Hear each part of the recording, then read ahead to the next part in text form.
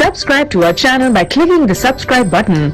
Click the bell button and enjoy the latest uploads from our channel.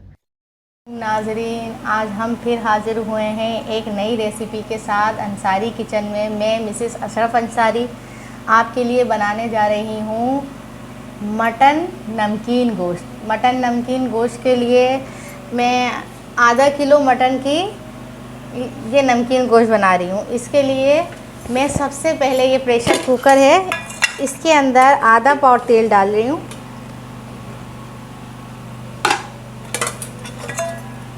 ठीक है, आधा पाव तेल डालने के बाद ये तेल थोड़ा सा लाल हो जाए,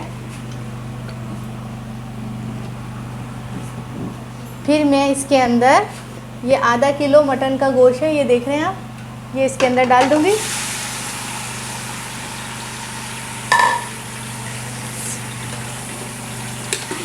और 3 अदद प्याज थी हमारी दरमियाने साइज़ की।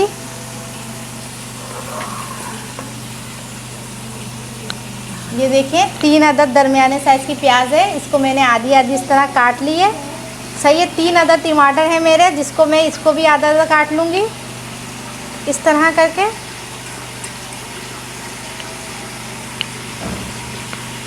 चार अदद बड़ी मिर्ची है, 3 अदद छोटी मिर्ची है, हरी मिर्ची। इसके बाद मैं इसके अंदर ये डाल देती हूँ।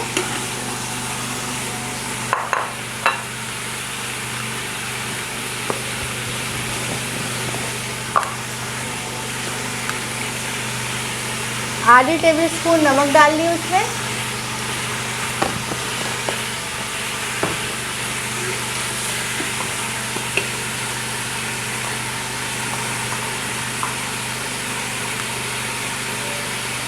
ये देखें, तो मेरा चम्मच है छोटा सा, इसमें से 1 टेबल स्पून पिसी मिर्ची डाल ली उसमें मैं, और इसी टेबल स्पून से आधी चम्मच में पिसी काली मिर्च डालूंगी, और 1 टेबल स्पून में इसमें पिसा हुआ ज़ीरा डालूंगी।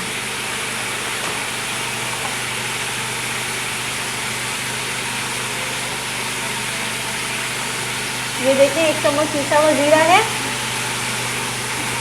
10 से 12 दाने ये काली मिर्च है, ये इसमें मैं डाल रही हूँ, साबुत काली मिर्च। सही।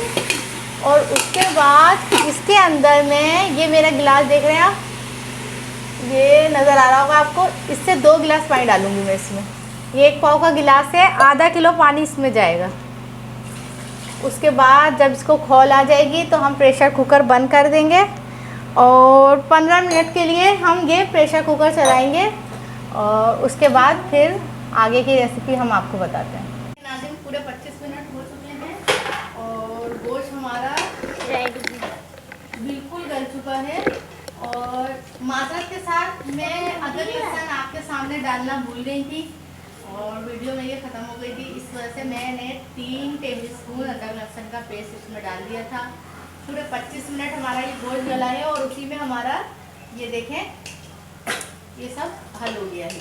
ठीक है, अब ये हमारी बस हम इसे थोड़ा सा ऐसे ऐसे चलाएंगे, और यही शोरबा जो है इसमें शोरबा रहेगा।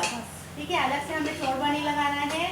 और ये हमारा खाने के लिए बिल्कुल रेडी है। मैं अब इसको सर्व करने आपको दिखाती हूँ। ये देखें, गार्निश के लिए मैं धनिया डालती हूँ थोड़ी सी, और ये हमारा नमकीन गोश्त तैयार है, खाने के लिए बिल्कुल रेडी है। और फिर मिलेंगे इंशाल्लाह अगली रेसिपी के साथ। अल्लाह हाफिज़।